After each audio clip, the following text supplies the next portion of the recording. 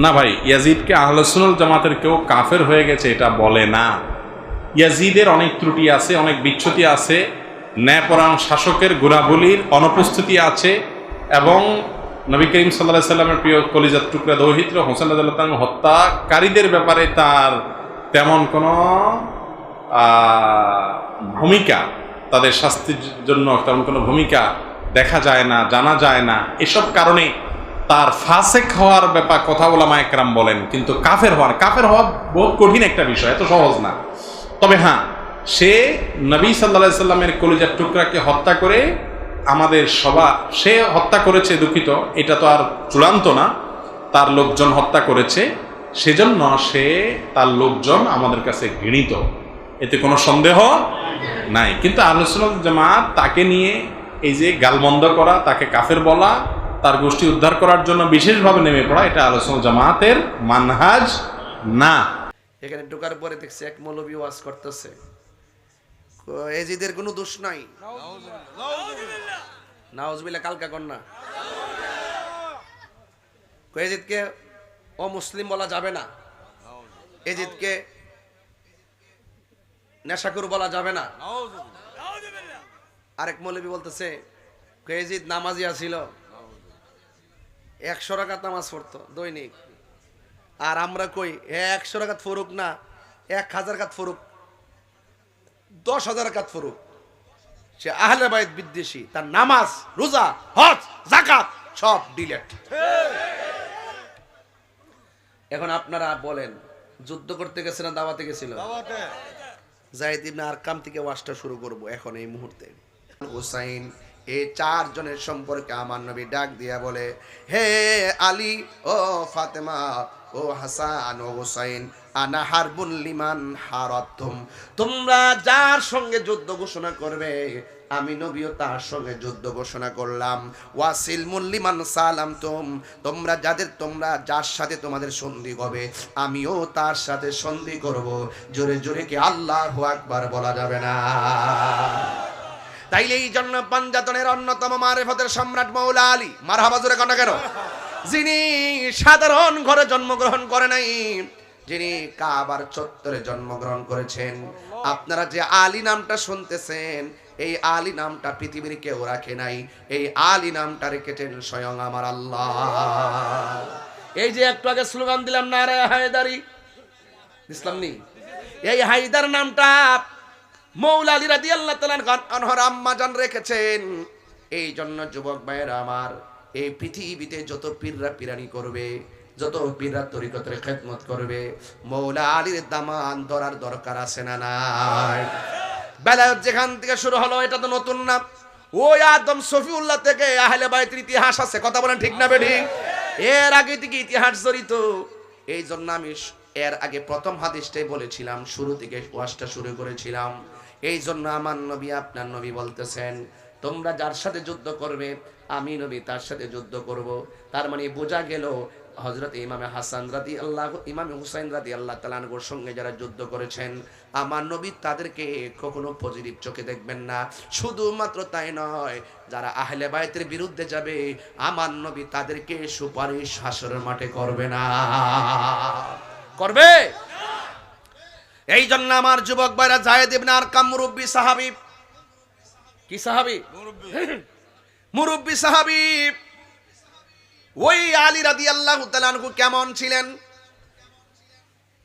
আমরা তো অনেক সময় আমরা দেখবেন আমাদের সমাজের মধ্যে অনেক মানুষ আছেন হক কথা বলতে চায় না।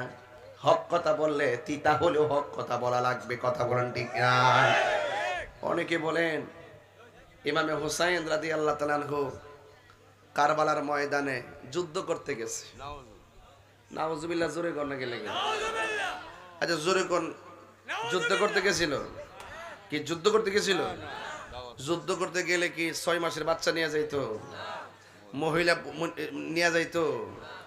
আর হযরত ইমাম হুসাইন রাদিয়াল্লাহু তাআলা আনহু কি সাধারণ যোদ্ধা ছিলেন, যিনি মারিফতের সম্রাটের বেটা? জোরে কোন না মারহাবা, জোরে কোন না গেলে, যার মা হলো জান্নাতের রমণীদের সরদারিনী, যার নানা হলো রাহমাতুল লিল আলামিন।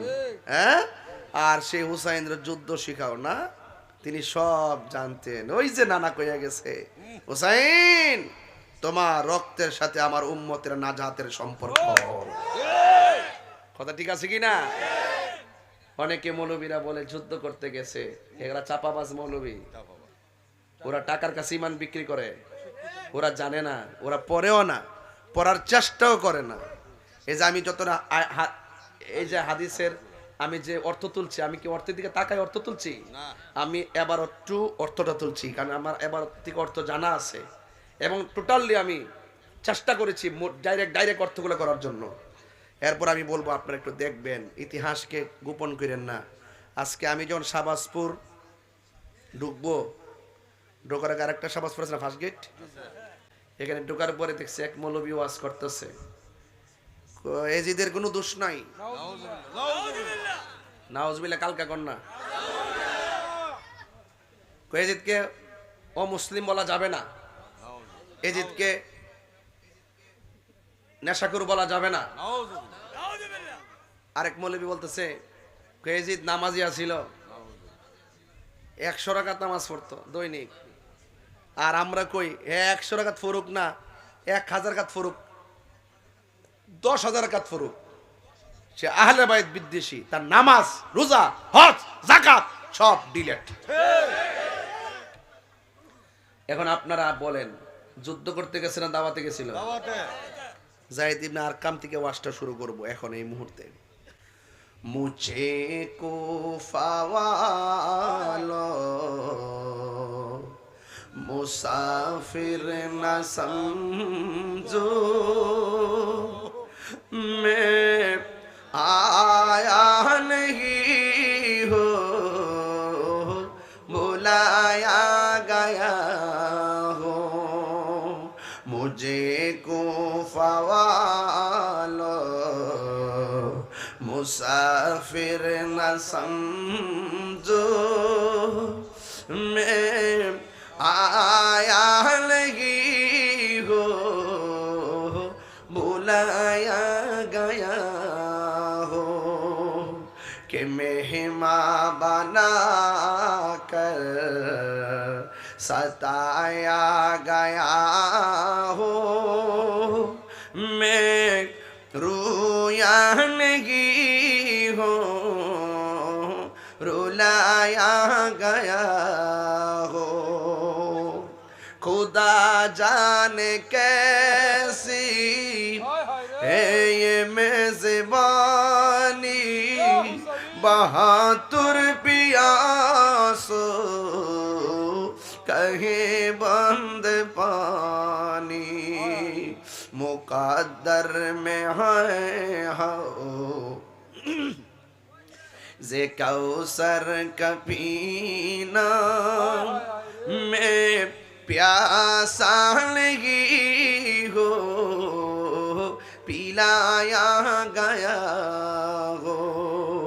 ओहे কুফাবাসী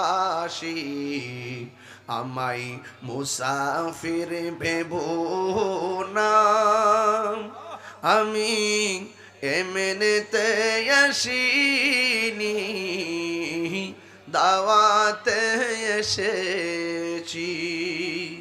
মেহমান বানিয়ে কি যে কষ্ট দিল,